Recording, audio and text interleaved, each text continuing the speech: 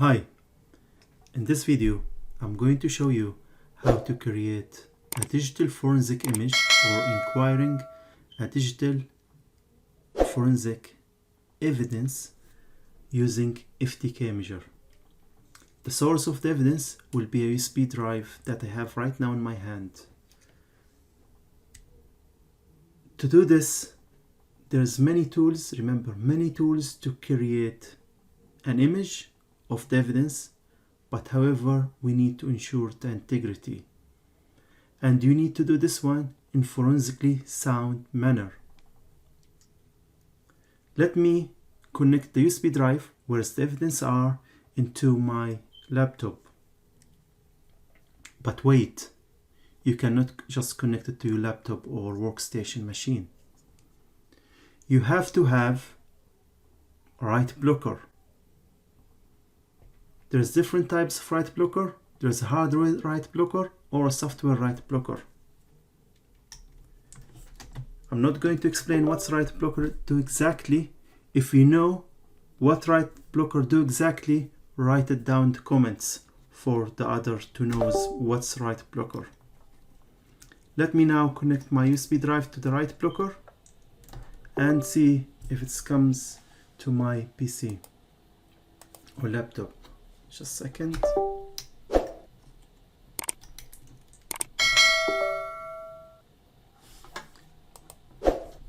Okay.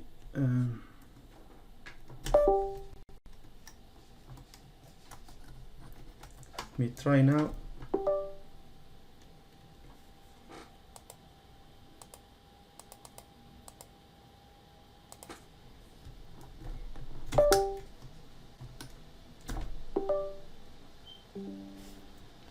Yeah, it's now connected to my laptop via the write blocker. Here is it, the USB drive. It's D drive, okay, and it shows us it's just 119 megabyte in size, the USB, but in reality it's not true. Okay, it's not true. I know my USB where the evidence are is more than 6 gigabyte. I think it's 8 gigabyte in size. What does indicate? It indicates some kind of an unallocated space or a hidden partition. More specific, there's a hidden partition. Okay, a hidden partition within the USB drive. For this reason, you should know the difference between logical acquisition and physical acquisition. In short, you should know when you should select a physical source for your image or a logical source of your image. If you select the physical, that means you are going to take an image of the whole USB, everything within the USB. But if you select the logical, that means you are going to take an image from only the partition. Let's start and see how we can do the physical acquisition for today's video. Click File, create disk image. However, you can create, you can capture the RAM, you can obtain protected file. If you need to know how to do this, you can watch the other videos in my channel.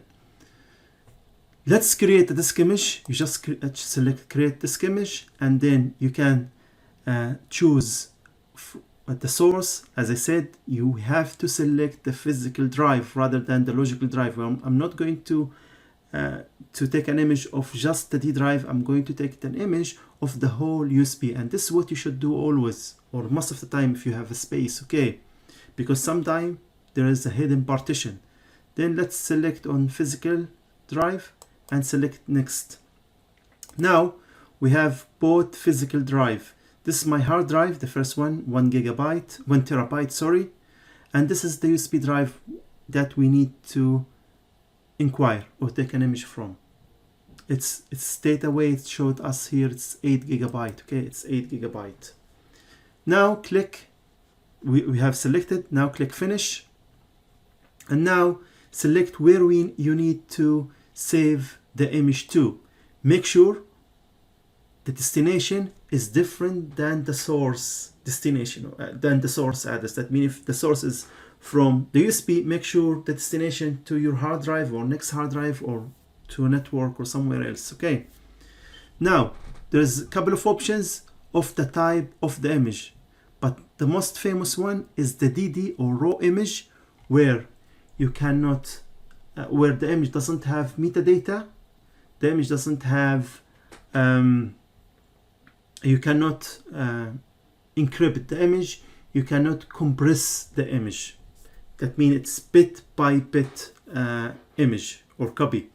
E01, this is related to in case, where you can include metadata, the information about the image within the image itself, where you can compress the image. Let's say if it's 8 GB, you can compress to maybe 2 GB as an example, where you can encrypt the image as well. Okay, where you can encrypt the image as well. It's up to you what you're going to use, but however, for this video, I'm going to use the raw image. Why you can see DD? Because you can create a raw image using Linux DD command. Okay, using Linux DD command. If you need to know how, just write in comment. I will give you the command exactly, or we can create another YouTube video. Let's create. Click next, and then each case should have its own unique case number, evidence number, and the evidence usually have their own evidence number. Let's USB, I will unique description examiner, I will write nib, and if you have any notes and so on, all of this will be within the evidence file. There is text file with the evidence file, and then where we need to save your image, the destination of the folder. I have created a folder within desktop called FTK, and the name of the image, you need to name it. Okay, remember FTK will save the image in the FTK now, the folder that I create called FTK, and extension is 001. Click finish and start. This will take a couple of minutes, maybe 10 minutes, I expect, to complete. We will come back after it finish. But however, what you will notice here in the FTK folder, it just create a USB dot, because we already said the name of the folder should be USB, and then .001. Then a couple of folders, the same name but different extension. The extension will be, the second one is 002, 003, 004, and so on. Okay, let's wait a couple of minutes, and then we will come back.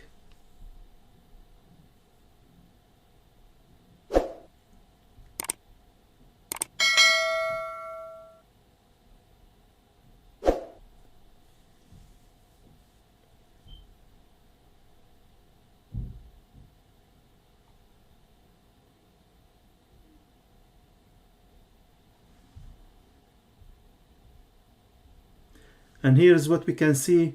Another folder just created. The first one is 1 giga and a half gigabyte, 1.5 gigabyte, and the second one is just creating, and there will be third, fourth, and fifth, and maybe 6. Okay, 6 folders in total.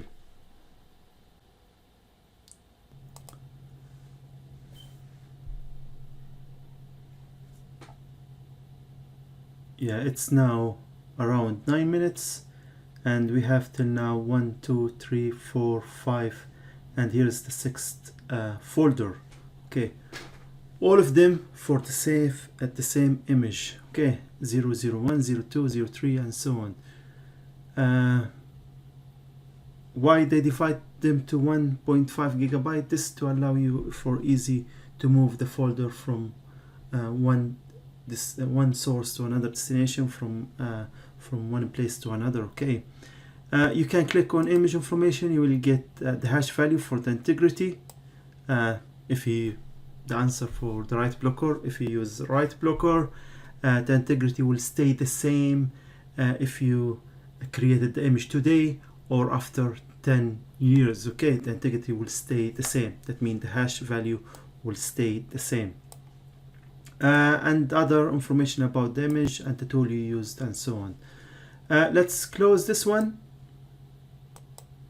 Now you can verify the image is correct by load it to FTK Imager or load to any forensic tool. That means you can now use this image used in Incase, Autopsy, or any other forensic tool. But let's try to load it to FTK Imager. You just click File, Add Evidence Item, and then because this is an image, not a physical drive or logical drive, it's an image file, you click on Image File, and you need to go to the desktop.